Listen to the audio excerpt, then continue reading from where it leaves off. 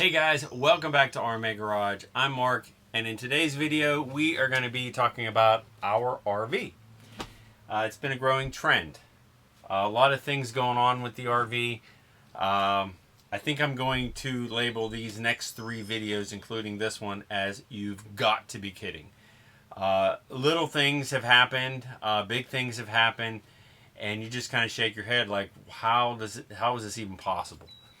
But it's great content, so you guys can see what I had to fix and how to do it, and I guess it's good for everyone. But it doesn't feel that way when you're going through it. So basically what happened was, when we got back from our last trip, my wife noticed that there was a fastener missing from the back of the stove. And the fastener is used to attach the glass top to the stove, to the hinge part at the back of the stove. And basically what we have here is a plastic bolt and a plastic nut. And the nut actually broke in half. It basically snapped. So half of this, the nut part that faces down, went into the stove, and the bolt part bounced off, and we found it underneath the slide. So we found both pieces, which was important because we didn't want these to be lost inside the stove. Use the stove, use the cooktop, and have them melt, or even worse, catch on fire. So we found the pieces. That's good. So what we did is we contacted the manufacturer of the stove, which is Atwood. They're out of Elkhart, Indiana. My wife was on the phone for an hour and a half on hold, waiting to talk to their warranty department. And they sent us a baggie full of replacement fasteners for this top. Now we have enough to do, let's see how many they send us here. 1, 2, 3, 4, 5, 6. There's 6 bolts on the stove. They sent us 6 replacement parts. Well, so what we're going to do is we are going to put the new fastener in, and the plan was to take all the old fasteners off, which is the plastic bolt and nut. But what we've noticed is that they super glued the nut onto the bolt after they fastened it down. So the only way to get them apart would be to destroy them. I don't want to do that because there is a finish on the back side of this glass, and if we scratch it, it's going to come through. So we're not going to be able to do that. We're basically just going to replace the fastener that is broke, and we're going to do that, and I'll show you how to do that.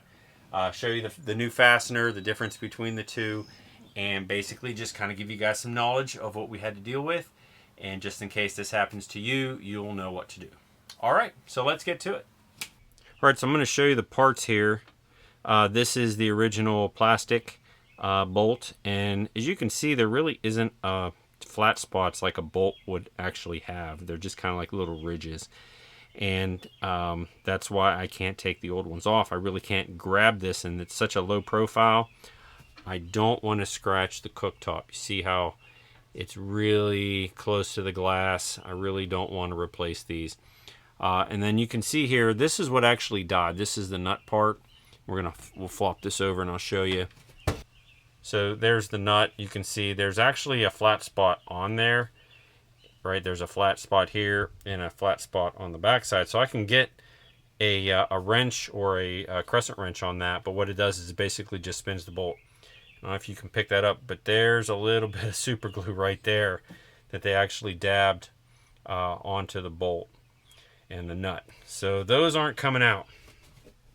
So the new ones, this is the new part that actually fits down into the stove. Now, it's not that deep because instead of it being a nut, there's actually another bolt section that attaches to it. So if I can just, so this goes into here like so. If I can move my hand, so that goes into there like so.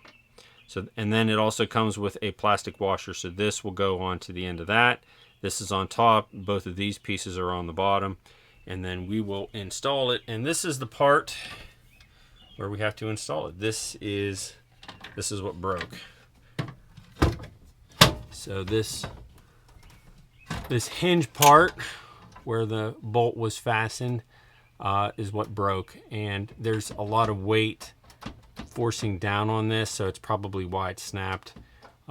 I really would like to replace the other ones, but I don't want to mar the cooktop. So if I come up with a better solution, maybe I'll do that.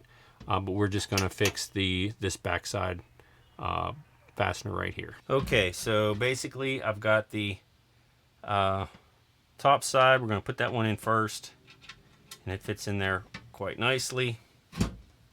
Then I'm going to somehow hold this up, which is not going to be easy. I could probably use another set of hands, but we'll flop that up. I got the other fastener with the plastic washer on it.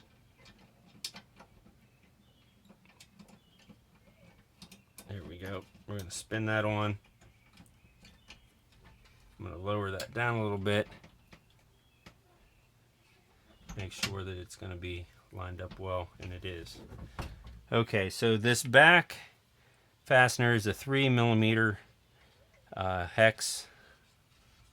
So we're going to hold the front of that and then just basically tighten this up just a bit, just so it's not real loose. We're going to check the spacing back here, make sure it's the same. So that looks pretty good. So what I'm going to do is I'm going to put this underneath, which is a 3mm. I'm going to hold that and let it smash my hand. I got this is a 3/8.